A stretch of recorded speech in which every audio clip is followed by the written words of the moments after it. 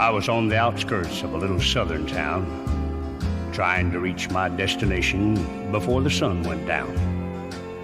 The old CB was blaring away on Channel 19 when there came a little boy's voice on the radio line. And he said, "Breaker 19, is anyone there? Come on back, truckers, and talk to Teddy Bear." Well, I keyed the mic and I said, "You got it, Teddy Bear." And the little boy's voice came back on the air. "Appreciate the break. Who we got on that end?" I told him my handle, and then he began. "Now, I'm not supposed to bother you fellas out there. Mom says you're busy and for me to stay off the air. But you see, I get lonely and it helps to talk, 'cause that's about all I can do. I'm crippled and I can't walk." I came back and told him to fire up that mic, and I'd talk to him as long as he liked. "This was my dad's radio," the little boy said, "but I guess it's mine and Mom's now, 'cause my daddy's dead. Dad had a wreck about a month ago.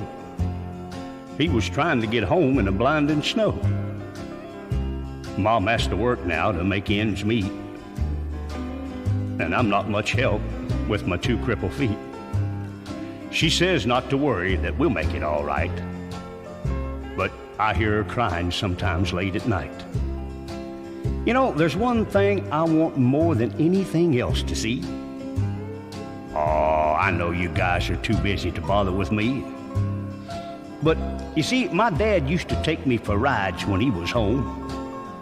But I guess that's all over now since my daddy's gone. Not one breaker came on the old CB as that little crippled boy talked with me. I tried hard to swallow a lump that just wouldn't stay down as I thought about my boy back in Greenville town. Dad was going to take Mom and me with him later on this year. Well, I remember him saying, "Someday this old truck will be yours, Teddy Bear." But I know I'll never get to ride an 18-wheeler again. But this old base will keep me in touch with all my trucker friends. Teddy Bear's going to back on out now and leave you alone, 'cause it's about time for Mom to come home. But you give me a shout when you're passing through, and I'll sure be happy to come back to you. Well, I came back and I said, "Before you go, 1010, what's your home 20, little CB friend?" Well, he gave me his address, and I didn't once hesitate, 'cause this hot load of freight is just gonna have to wait. I turned that truck around on a dime and headed straight for Jackson Street, 229. And as I rounded the corner, oh, I got one heck of a shock. 18-wheelers were lined up for 3 city blocks. Well, I guess every driver for miles around had caught Teddy Bear's call. And that little crippled boy was having a ball. For as fast as one driver would carry him in, another would carry him to his truck and take off again. Well, you better believe I took my turn at riding Teddy Bear. And then I carried him back in and put him down in his chair. And buddy, if I never live to see happiness again, I want you to know I saw it that day in the face of that little man. We took up a collection for him before his mama got home, and each driver said goodbye, and then they were all gone. He shook my hand with a mile-long grin and said, "So long, trucker, I'll catch you again." Well, I hit that interstate with tears in my eyes. And I turned on the radio and I got another surprise. Breaker 19 came a voice on the air. Just one word of thanks from Mama Teddy Bear.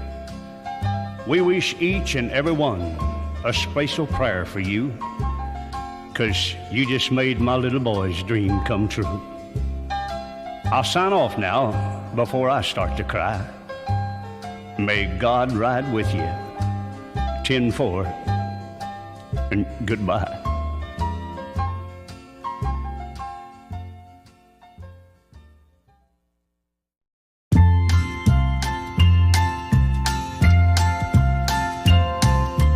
I recall the night that you came into this world.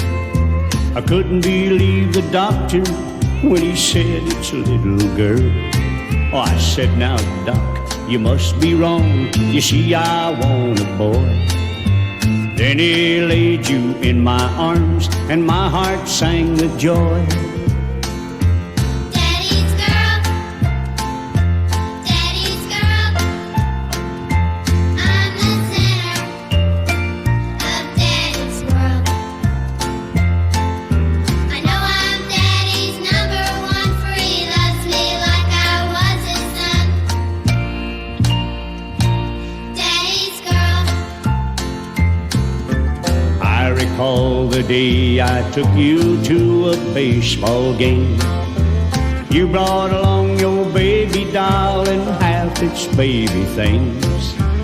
We sat there playing house while the Dodgers played the Braves. And everyone in the bleachers looked at us as if to say, Daddy's girl, Daddy's girl, I'm the center of Daddy's world. I know I'm Daddy's number one, for he loves me like I was his son. Daddy's girl.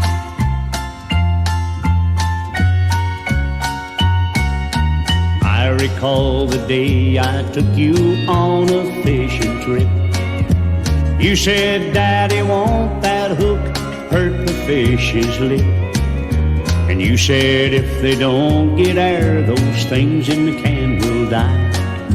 So we turned the worms loose and chased some butterflies.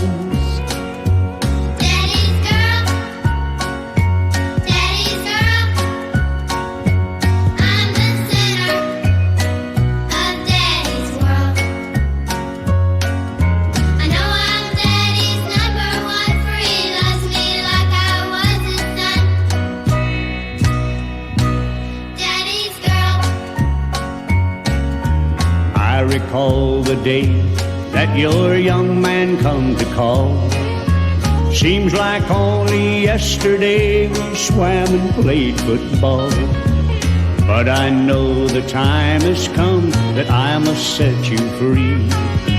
But no matter where you are, you know what you are to me.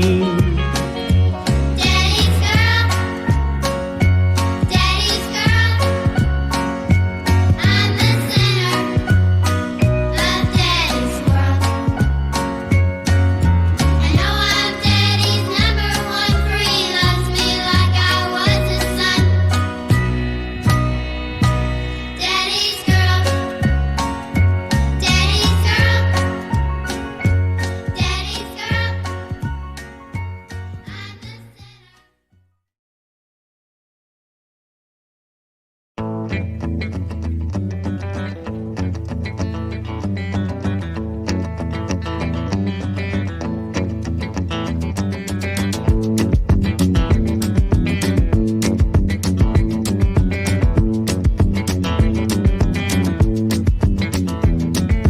There is nothing that is wrong wanting you to stay here with me. I know you got somewhere to go. Won't you make yourself at home and stay with me? And don't you ever leave. Lay it down, Sally. Rest here in my arms. Don't you think you want someone to talk to? Lay it down, Sally. There's no need to leave so soon. I've been trying all night long just to talk to you. Sun ain't nearly on the rise. We still got the moon and stars above. Underneath the velvet sky, love is all that matters. Won't you stay with me? And don't you ever leave. Lay down, Sally. Rest here in my arms. Don't you think you want someone to talk to? Lay down, Sally. There's no need to leave so soon. I've been trying all night long just to talk to you.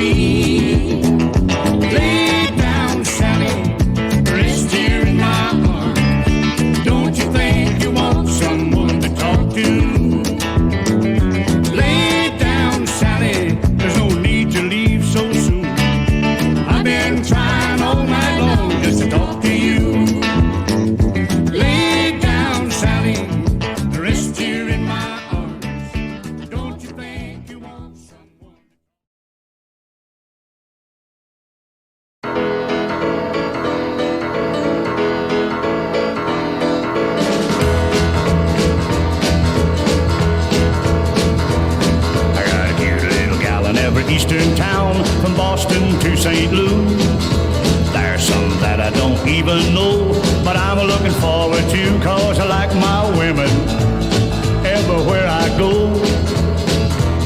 So roll on big wheels, don't you roll so slow. Big Ann is waiting in Memphis, and Betty Lou in Maine. I got a good old gal in Knoxville, but man, I forgot her name, but not her figure. I remember that. Yeah, I'm a kiss stealing, a wheeling dealing, a truck driving son of a gun.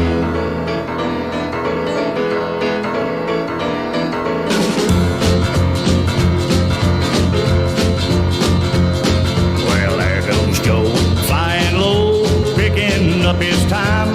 But from where I sit, I don't believe you'd say I'm wasting mine. I'm moving faster than a Jimmy 8. If you think I'm losing time, you're running late. I got a steady little baby waiting back home for me.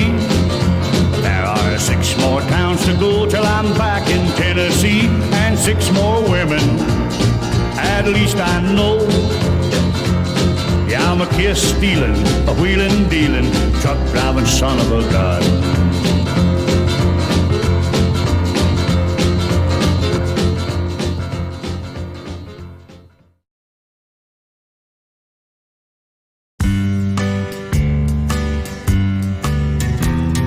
I was sitting in this beer joint down in Houston, Texas.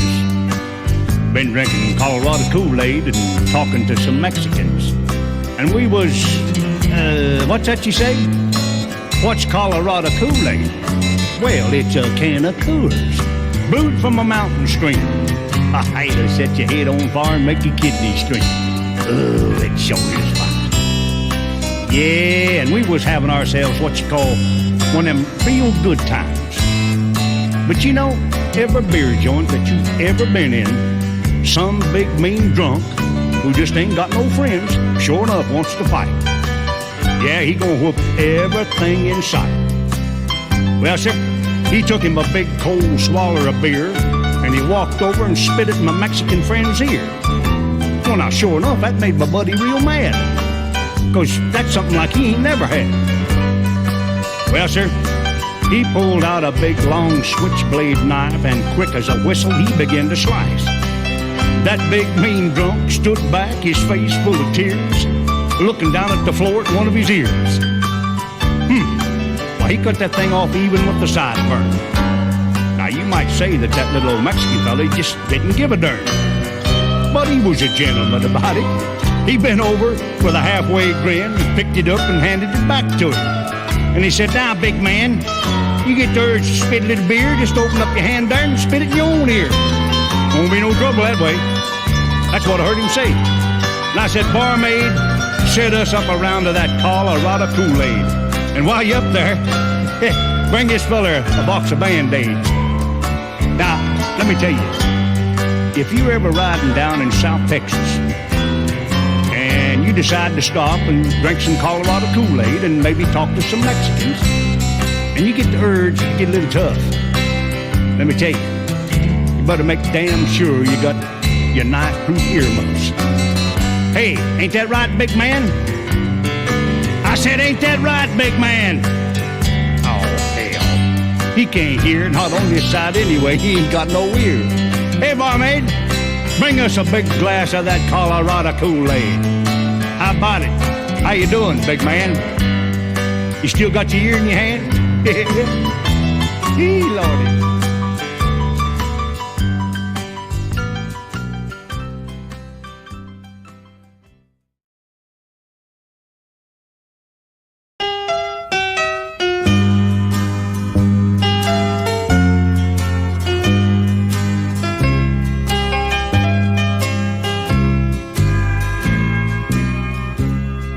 The highways that wind and wander over mountains and valleys and deserts and plains, I guess I've drove about all of them. 'Cause for the past 25 years now, the cab of a truck has been my home. and it'd be kind of hard for me to settle down and not be on the go. Well, I remember the first truck I drove. I was so proud I could hardly wait to get home to show my wife and little boy. And my little boy was so excited like when he saw his first snow. He wasn't old enough to say too many words. He just kept a-hollering, "Giddy-Up-Go, Daddy, Giddy-Up-Go." So that's what I named the old truck, Giddy-Up-Go. Oh, things wasn't too bad. Of course, I was gone an awful lot. And then after about 6 years of being in and out, I got home one day and found my wife and little boy gone. And I couldn't find out what happened. Nobody seemed to know. So from that day on, it's just been me and old Giddy-Up-Go. Oh, I've made a lot of friends at all the truck stops. And some of them would kid me about my little sign. Of course, they knew where I'd got the name. Of course, I told them about that little boy of mine and how his first word about the truck was Giddy-Up-Go. Well, today I was barreling down old 66 when up beside me pulled a brand new diesel rig, both stacks blowing black coal. And as he pulled around and back in front of me, a big lump came in my throat, and my eyes watered like I had a bad old cold. A little sign on the back of the truck that read, "Giddy-Up-Go." Well, I pushed old Giddy-Up and stayed right on him till the next truck stop where he'd pulled up. And I waited till he went in, and I offered to buy him a cup. Well, we got to talking shop, and I said, "How'd you come by the name on your truck, Giddy-Up-Go?" Well, he said, "I got it from my pop. Dad used to drive a truck. That's what Mom talked about a lot. You see, I lost Mom when I was just past 16, and I lost all track of Pop. Mom said he got the name from me." Well, I shook his hand and told him I had something I wanted him to see. And I took him out to the old truck and brushed off some of the dirt so the name would show. And his eyes got big and bright as he read Giddy-Up-Go. Oh, we had a lot of things to talk about, and buddy, I felt like a king. And now we've just pulled back on old 66, and he handled that rig better than any gear jammer that I'd ever seen. Well, now the lines on the highway have got a much brighter glow as we go roaring down the road, and me staring at little sign that reads, "Giddy-Up-Go."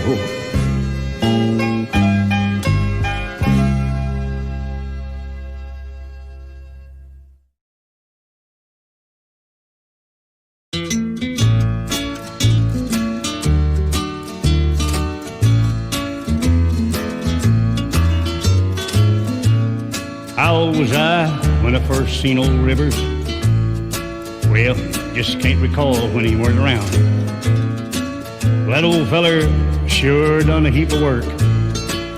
Spent his whole life walking plowed ground. He had a one-room shack not far from us, and well, we was about as poor as him. He had one old mule he called Midnight, and I'd trail along after them. He used to plow them rows straight and deep, and I'd come along there behind, busting up clods with my own 2 feet. Old Rivers was a friend of mine. When the sun would get high and that mule would work, and old Rivers would finally say, "Whoa," he'd wipe his brow and lean back on the reins and talk about a place he was going to go. Saying, "One of these days, I'm going to climb that mountain, walk up there among them clouds, when the cotton's high and the corn's growing, and there ain't no fields to plow."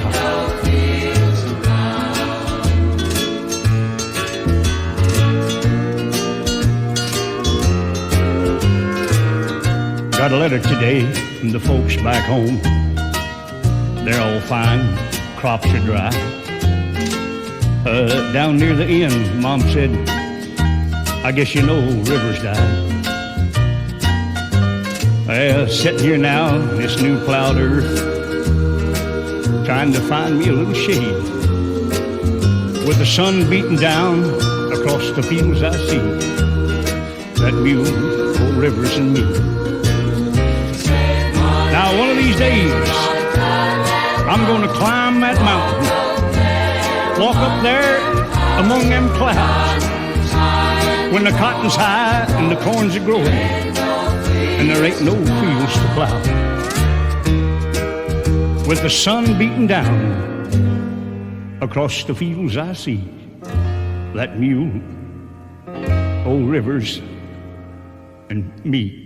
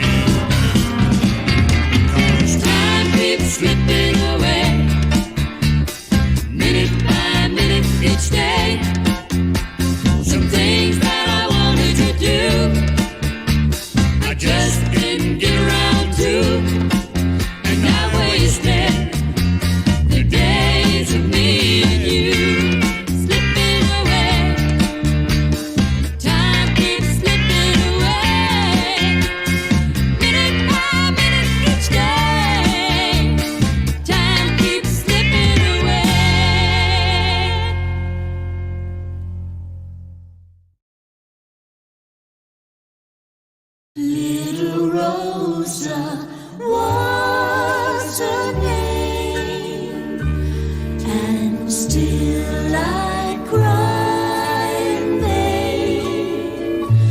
My world won't be the same since she's gone from me.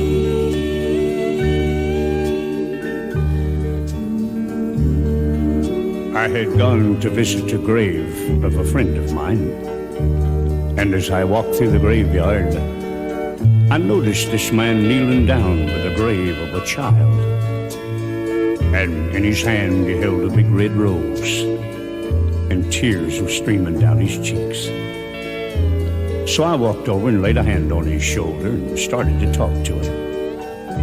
And during the course of our conversation, and in his broken English, this is the story, just as he told it to me. He said, "Mister, I'm a-walking down the street today, and I pass by a big flower shop. I walk in and I ask the man in the shop, I say, boss, how much you for one the red rose? And he looked at me with one big frown and he says, I want $1, please.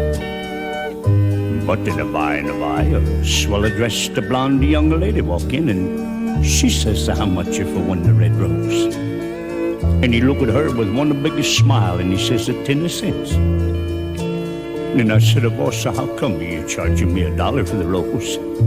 You charge the young lady only 10 cents. And he says, look, mister, you're telling me why you want the rose and maybe I'll give it to you for naught. Then I said, boss, I'm a hard working man. Working the railroad don't make it too much money. And I got a little girl and her name is Rosa. Oh, Rosa's just about this high, boss.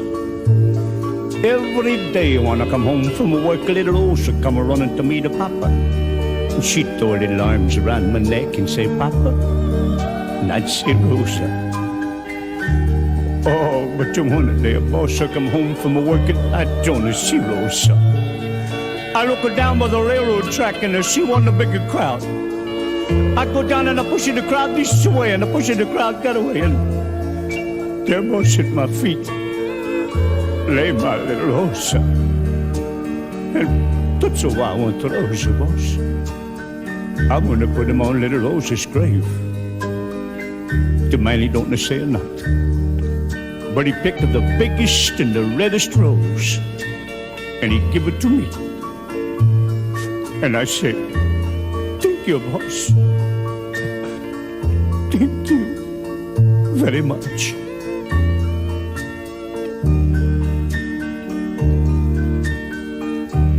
And though she's gone, you see, she's still the world to me. To me, she'll always be that little girl of mine.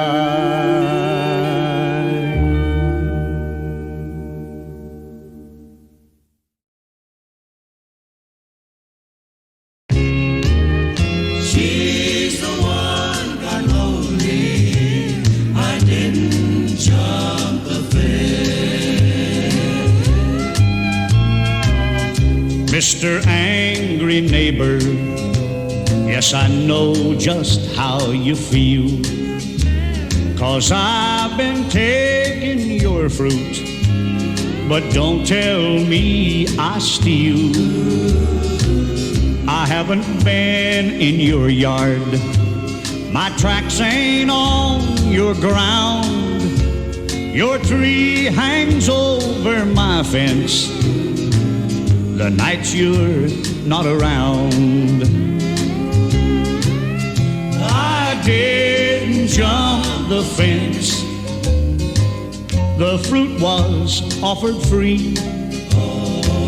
I couldn't reach your apples if you just trimmed the tree. Well, sure, I've held your darling, but mister, where's your sense? She's the one got lonely. I didn't jump the fence. Now, friend, you see that little trail that runs between our home? These ain't the shoes that wore it there the nights that you were gone. So don't show me your anger or shout I stole a kiss when she did all the walking. I didn't jump the fence. I didn't jump the fence. The fruit was offered free. I couldn't reach your apples if you just trimmed the tree. Well, sure, I've held your darling, But mister, where's your sense? She's the one got lonely. I didn't jump the fence.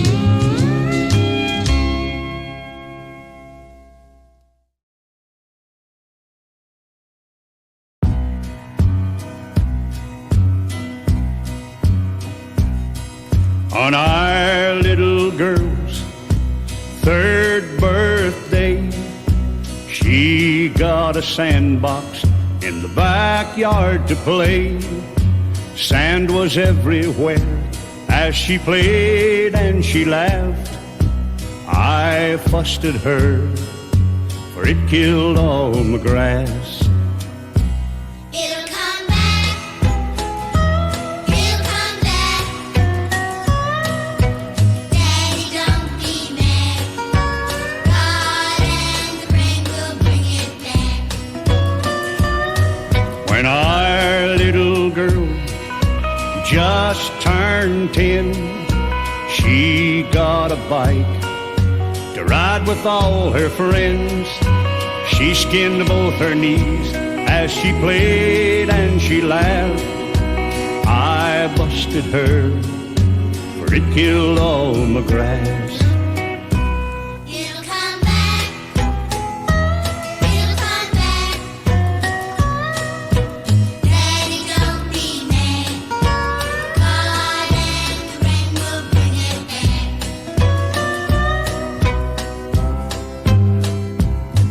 When our little girl turned 17, we built her a pool in the backyard that spring. All her friends came and they swam and they splashed. I fussed at her, for it killed all my grass. It'll come back. It'll come back. Daddy, don't be mad. God and the rain will bring it back. My wife and I sit on the porch all alone as I look out across at my beautiful lawn. The house is quiet, there's no children at play, and I said to my wife, honey, if you'll listen real close, you can still hear her say, It'll come back. It'll come back. It'll come back. It'll come back. Daddy, don't be mad. God and the rain will bring it back. It'll come back. It'll come back. It'll come back. It'll come back.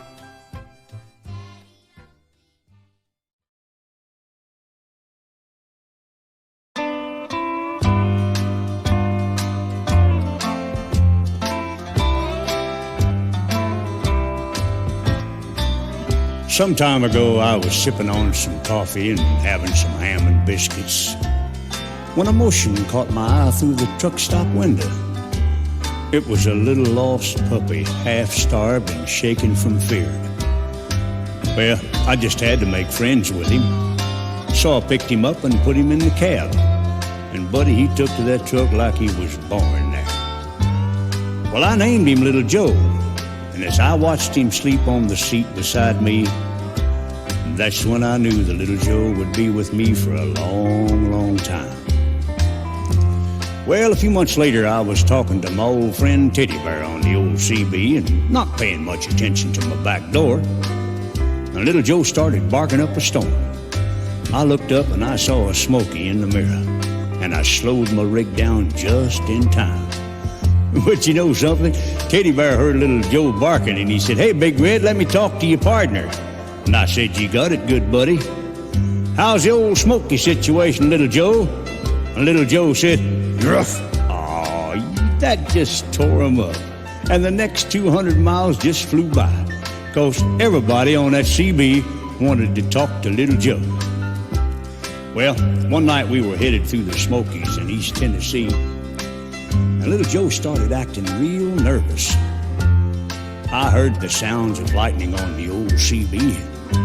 and suddenly we were in the worst storm that I'd ever seen. All at once, I saw headlights coming straight at my rig. Someone was blinded in the rain, so I swerved fast and just barely missed a camper full of kids. But the shoulder gave way, and we crashed over the side of the mountain. And when I woke up, my truck was on fire, and I couldn't move. But somehow, little Joe grabbed me by the collar and pulled me away from that burning rig.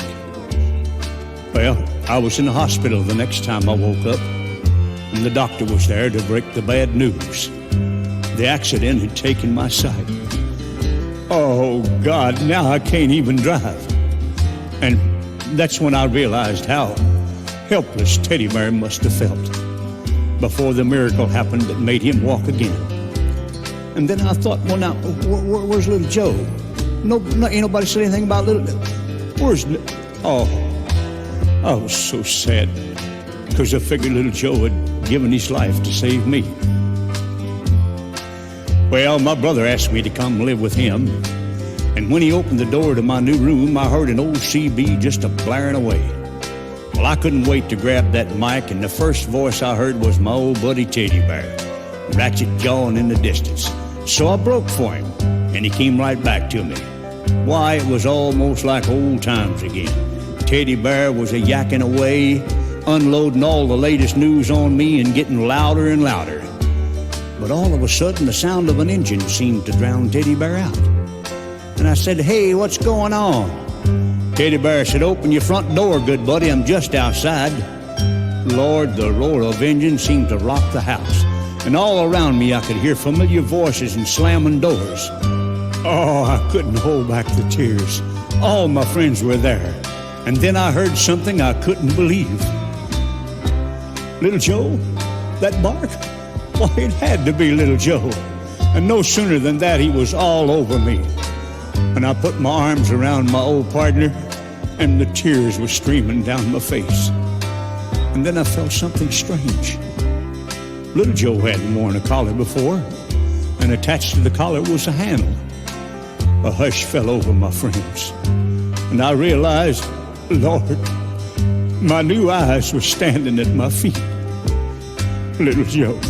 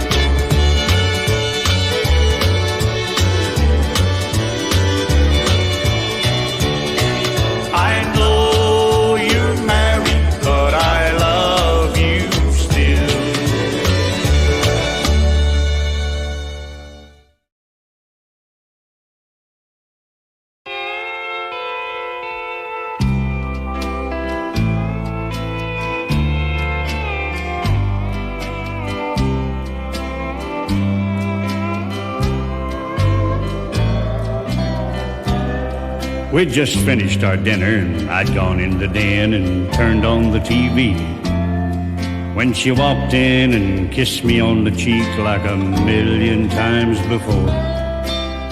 And she said, "Honey, I know it's late, but if you don't mind, my shopping's gotten a little behind, so I think I'll drive downtown to the grocery store."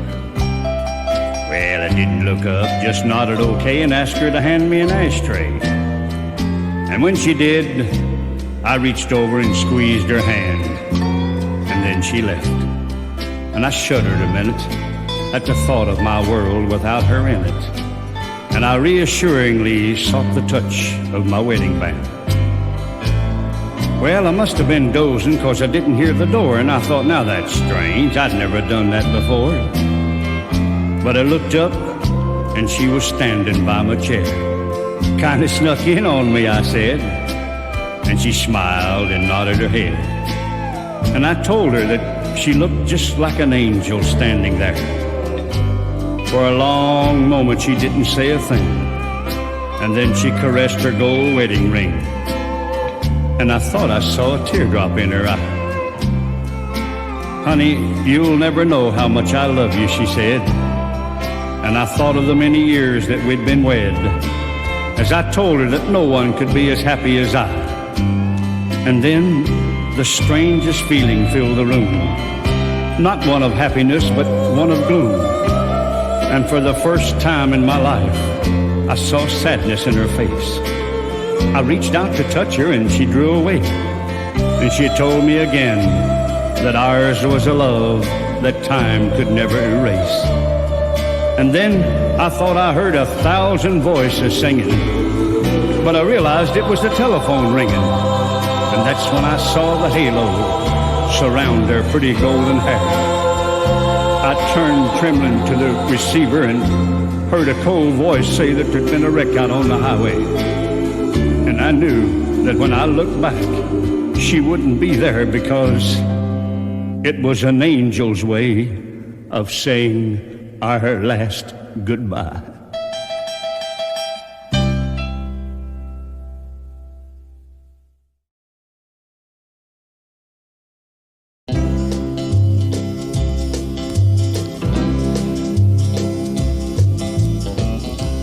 I was out on the West Coast trying to make a buck, and things didn't work out. I was down on my luck. Got tired of roaming and bumming around, so I started thumbing back east toward my hometown. Made a lot of miles the first 2 days, and I figured I'd be home in a week if my luck held out this way. But the third night I got stranded way out of town at a cold, lonely crossroads. Rain was pouring down. I was hungry and freezing, done caught a chill, when the lights of a big semi topped the hill. Lord, I sure was glad to hear them air brakes come on. And I climbed in that cab where I knew it'd be warm. At the wheel sat a big man. He weighed about 210. He stuck out his hand and said with a grin, "Big Joe's the name." I told him mine, and he said the name of my rig is Phantom 309. Well, I asked him why he called his rig such a name. He said, "Son, this old Mac can put 'em all to shame. There ain't a driver or a rig a running any line that's seen nothing but taillights from Phantom 309. Well, we rode and talked the better part of the night when the lights of a truck stop came in sight. He said, "I'm sorry, son, this is as far as you go, 'cause I gotta make a turn just on up the road." Well, he tossed me a dime as he pulled her in low and said, "Have yourself a hot cup on old Big Joe." When Joe and his rig roared out into the night, in nothing flat, he was clean out of sight. Well, I went inside and ordered me a cup, told the waiter Big Joe was setting me up. Oh, you could have heard a pin drop. It got deathly quiet, and the waiter's face turned kind of white. "Well, did I say something wrong?" I said with a halfway grin. He said, "No, this happens every now and then. Every driver in here knows Big Joe. But son, let me tell you what happened about 10 years ago. At the crossroads tonight where you flagged him down, there was a busload of kids coming from town. And they were right in the middle when Big Joe topped the hill. It could have been slaughter, but he turned his wheels. Well, Joe lost control, went into a skid, and gave his life to save that bunch of kids. And there at that crossroads was the end of the line for Big Joe and Phantom 309. But every now and then, some hiker will come by, and like you, Big Joe will give him a ride. Here, have another cup, and forget about the dime. Keep it as a souvenir from Big Joe and Phantom 309.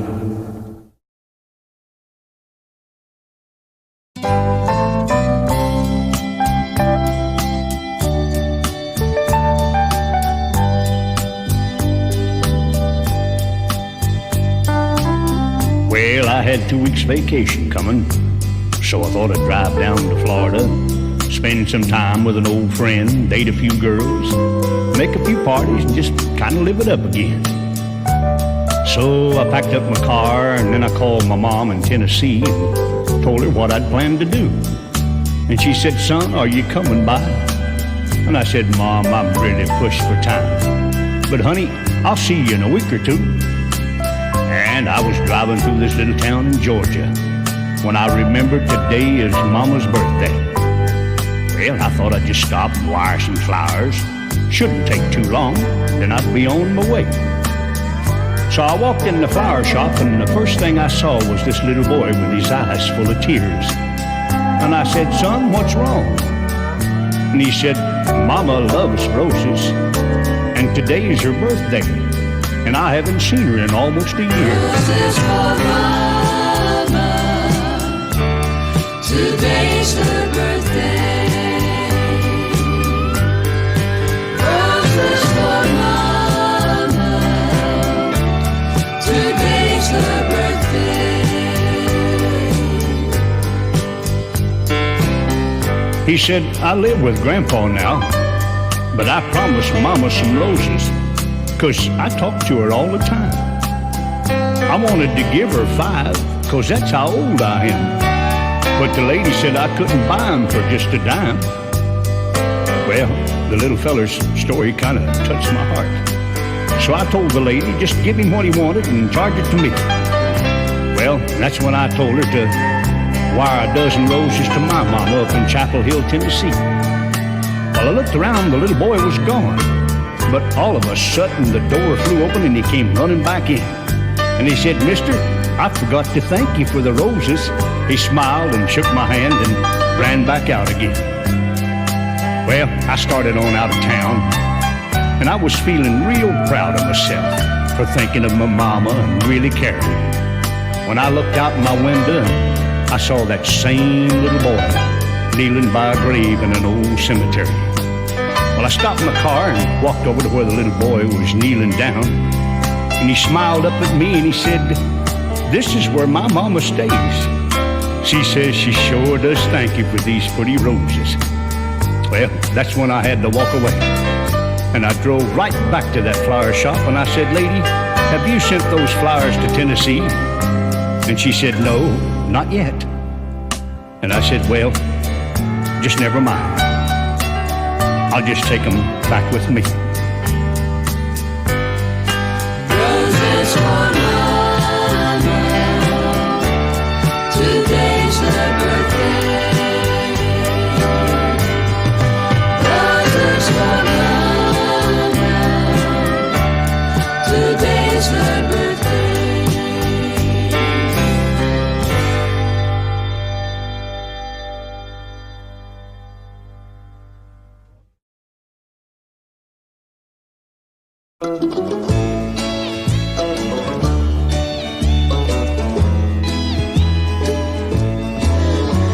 With raindrops on my windshield, teardrops on my steering wheel, this lonely truck's the only thing I own.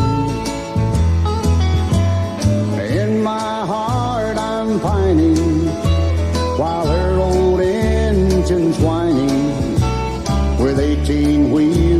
wheels a humming, home sweet home. I had a gal in Texas, she walked away and left us. This old truck's all I'm depending on. Sometimes I overwork her, but I never would desert her. With 18 wheels a humming, home sweet home. We've got a lot in common, we keep each other going. Me and this old truck are hanging on. We just keep right on rolling, that lonesome stack a blowing. With 18 wheels a humming, home sweet home.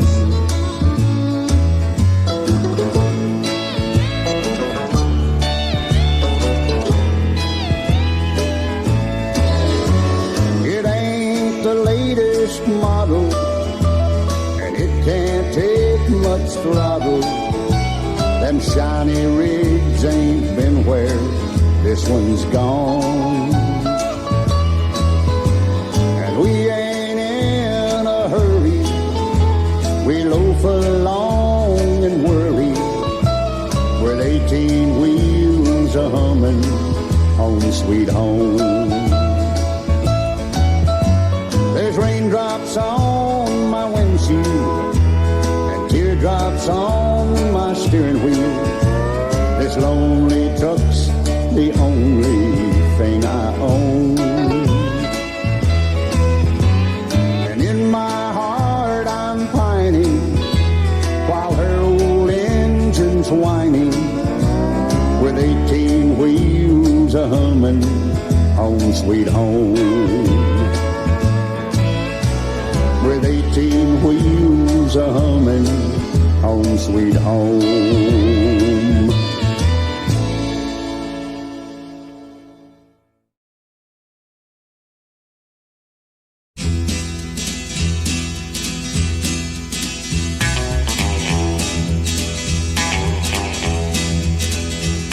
There are places I would like to see, I know, but not the place where you told me to go. So anything that moves will be okay. I'll take anything leaving town today. You may think that I'm joking when I'm talking, but to get away from you I may try walking. I want something that's moving right away. I'll take anything leaving town today. Anything leaving town today. I've got a sudden urge to get away.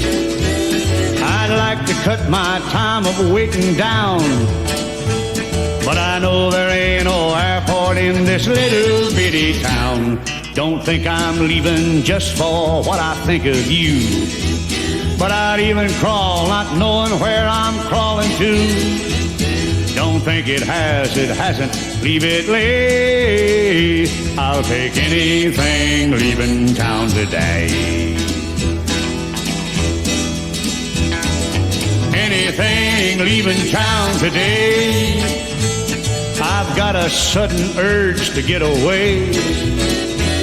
I'd like to cut my time of waiting down, but I know there ain't no airport in this little bitty town. Don't think I'm leaving just for what I think of you, but I'd even crawl not knowing where I'm crawling to. Don't think it hasn't, leave it lay. I'll take anything leaving town today. Think I'll put her in commence gear and scat on out of here. I'm leaving. It's over. I'm gone.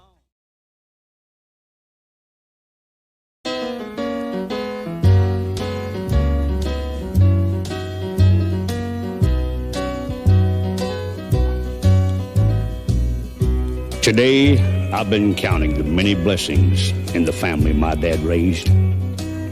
All the love we shared through the years has come back to me in many ways. And today, my mind flashed back to my childhood days. I recall my first day of school and how much it hurt my dad to see me start off in patched up blue jeans. But Dad, today that's the style. My boy won't go anywhere without his patched up jeans. They're old and faded, and they look like they've never been cleaned. And I remember Sunday school and how I'd get mad when you'd make me go. But now I can see why that was so important to you, because we prayed together and we stayed together. Now, my dad was a man that knew his own mind.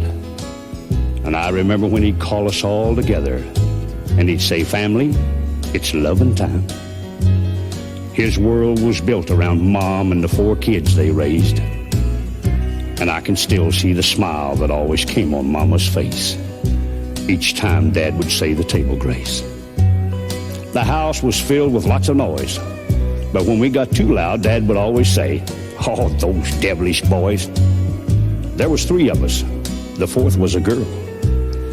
Well, you know Dad had a choice, a favorite, that is. But he'd say, "I love one just as much as I love the other." Oh, would you look at her? She looks just like her mother. I've heard a lot of other people talk about my dad and talk about the things that he'd done when he was young. Because I might be a little bit prejudiced, but he was the best in the county when it came to a contest and games. Because he could outrun, outbox, outshoot any of the professionals that came to town. Now, my dad was a good man, and his family came first, and he did his best for us. And I know sometimes he worked till it hurt. The Depression wasn't an easy time. $1 a day was the pay back then. And I remember my dad leaving the house before daybreak and walking 14 miles to get to work without being late. Oh, I guess everyone remembers the good times and the bad. Good times were happy, and bad times were sad. And when I'd do something wrong, he'd straighten me out with his hand or a belt out behind the house. But now, Mama didn't raise her voice or fuss when we get out of hand. She'd just say, "Now that's enough." And if we didn't obey, she'd tell Dad what was wrong, and without a question, Dad would lay it on. While we picked cotton, chopped cotton, stacked hay, pulled corn. Well, that's the way we made our living back then on the farm. But things are different now, because it's like a new world we're living in. Everything's a mad rush, not enough time for friends. And when I think of my dad, it makes me proud, you see, because he gave so much of himself to make life easier for me. Now, not everyone is lucky as I am to have a father who wanted the best for me out of life. And now when I hear a church bell chime, it's almost like my dad saying, "Family, it's loving time." So why don't you go to your dad right now and tell him you love him? And I'll bet you $1 against a dog biscuit that it will mean more to him than any gift that money could ever buy. Because, you know, you can't ever repay him for all the things he's done for you. And the best way I know to let him know is just say, "Daddy, I love you."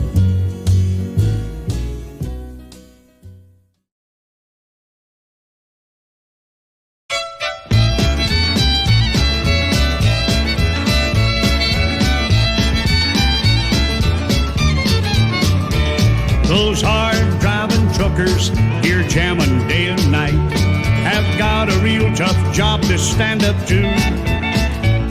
High-falling down a highway in a big long diesel rig is not a job just anyone can do. But there's a lot of credit due to a fine group of girls. They're the truckers' wives who wait for their men when they kiss them goodbye and watch the taillights fade. It's a lonely wait until they're home again. He may be gone 3 days or maybe 2 weeks, and everything is left in her care. Like paying bills and cutting grass and fixing kids their meals, she's the woman behind the man behind the wheel.